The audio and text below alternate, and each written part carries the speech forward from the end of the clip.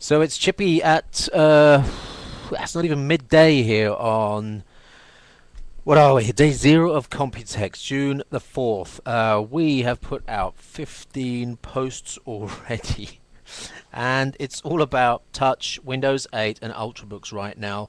Um, there's some other stuff going on Windows RT I want to talk about in a minute, but Acer kicked the day off with the Acer Aspire S3 Ultrabook Touch Windows 8. So obviously Q3 product.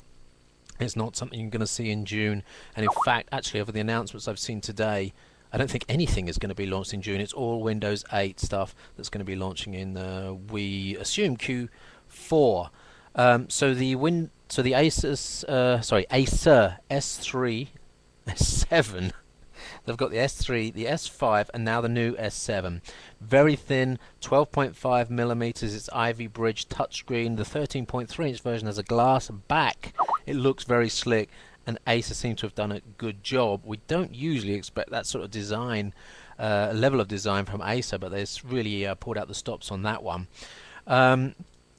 After the Acer, we had some news about Sony. They updated the VOT in the US. That's finally available. We had that news a couple of weeks ago. The Acer Iconia Tab W510, which is a detachable convertible laptop tablet, Windows 8 again, but this is a Clover Trail device. This is not an Ultrabook. Pretty interesting though, up to 18 hours of battery life, very similar to the Transform with the battery in the keyboard.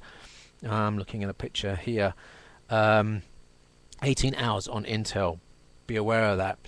TaiChi, now that's the Asus device that was teased over the last week, has been launched at Computex today. It is an incredible design. They haven't messed around with the hinge to try and get a fully folding or a convertible or a sliding device. They've simply put two screens on the screen, one at the front, one at the back, so you can actually flip the screen down, hold it up, and you've got I wonder if I can just quickly pull that up. One screen on the back, one screen on the front. Unfortunately I can't show you on the video. This is going to be an expensive device, a premium device. Windows 8 Ivy Bridge, Core i3, i7, i5. It's supposed to be as thin and as light as the ZenBook. So we're expecting 1.2, 1.3, 1.4 kilos, which is extremely light. They might have found a nice way to keep weight on the chassis down, because of course hinges on some of these convertibles can get very, very heavy. They also, and might be even more interesting, the Asus Transformer Book. Now you know the Transformer, it had the removable screen. This is an Intel Core based Transformer Book. So you've got the base, presumably with battery and connectivity in it. I don't know what the bus is between the screen and the base, but the screen here is detachable and clearly contains the Ivy Bridge tablet parts. So there's no CPU, I assume, in the base, probably just a big fat battery, and then a smaller battery, and the Ivy Bridge components in the screen. Touchscreen. Specifications are not clear right now. We're trying to work on those. But definitely USB 3 SSD options, HDD options, 4 gigs of RAM, and as I said, Ivy Bridge.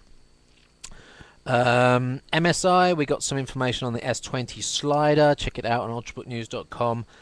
We just found a presentation video on that one.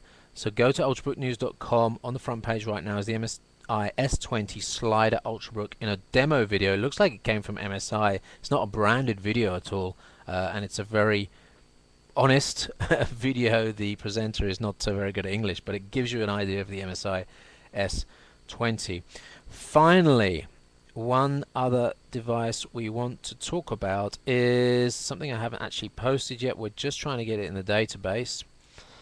It is where is it? The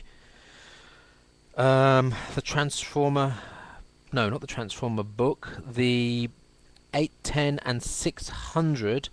I'm going to have to go to Engadget to pick up, no, I'm going to go to the Verge, Tablet 600 and Tablet 810.